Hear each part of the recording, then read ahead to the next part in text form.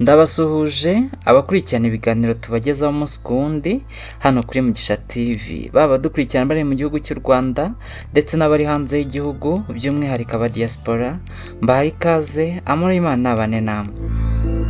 Urukiko rw'ibanze rwa Kicukiro rwagaragaje ko kimwe mu byaha bitatu Sempungu Eric yari akurikiranyweho nta bimenyetso bifatika byagaragaye bituma akomeza kugikurikiranwaho, icyakora ibindi bibiri byo byaboneye ibimenyetso bifatika bituma rutegeka ko akurikiranwa afunze mu gihe cy'iminsi 30 y'agateganyo. Icyo cyemezo cy'urukiko cyasomewe kuri urwo rukiko kuri uyu munsi tariki 4 Gicurasi 2026.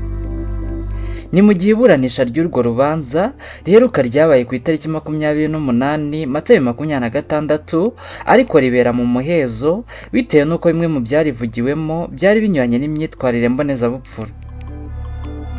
Icyo gihe ubushinjacyaha bwasabiye Sempungu gukomeza gukurikiranwa afunze mu minsi 30 y'agateganyo. Mbere yo gutangaza uwo mwanzuro, urukiko rwatangaje ko Sempungu yaburanye yunganiwe n'abavoka babiri ahakana ibyaha bitatu byose akurikiranyweho. Ni ibyaha birimo icyo gusakaza amashusho y'urukozasoni, gukoresha undi mibonano mpuzabitsina ku gahato, hamwe n'icyo gukanyisha gusebanya.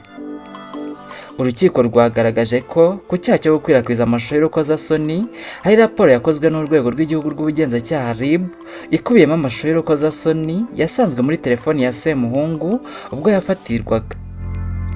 Muri telefoni ye ariko ntihasanzwemo ayo mashusho gusa, kuko hasanzwemo gurupe zirenga 3 za WhatsApp, harimo imwe irimo abantu 250 zose zari zihuriye ku gusakarizwaho amashusho atandukanye y'urukozasoni. Ku itariki 28 Mata 2026, Sempungu yaburanye agaragaza ko adahakana iby'izo mbuga, ariko avuga ko zimwe atazi uko yazishyizwemo kuko nk'umuntu uzwi hari abazimushyiragamo atabizi ndetse zimwe akazikuramo. Urukiko rwagaragaje ko nubwo yatanze ibyo bisobanuro bidasobanutse, uburyo atunga ibintu muri telefoni ye atazi ndetse nta n'inzego yiyambaje ngo zimufashe kumenya icyo abikoraho mu gihe atabishaka kandi atagize uruhare kubyisangamo.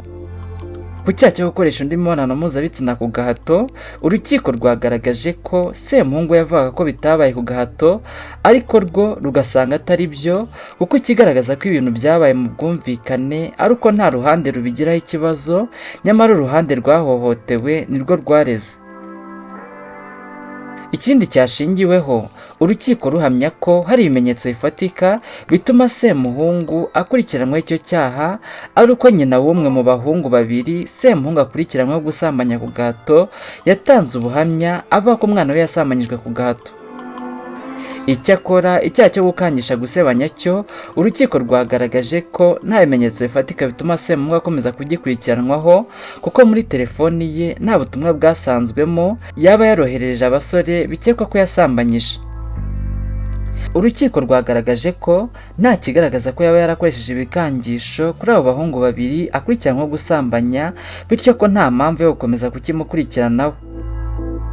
Abahungu bombi barize Sempungu ko yabasambanyije, umwe afite imyaka 20 mu gihe undi afite imyaka 22.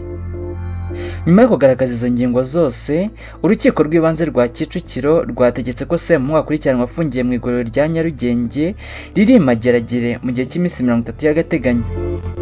Rwasobanuye ko impamvu ari uko ibyaha bibiri akurikiranyweho byaboneye ibimenyetso bifatika bituma akomeza kubikurikiranwaho.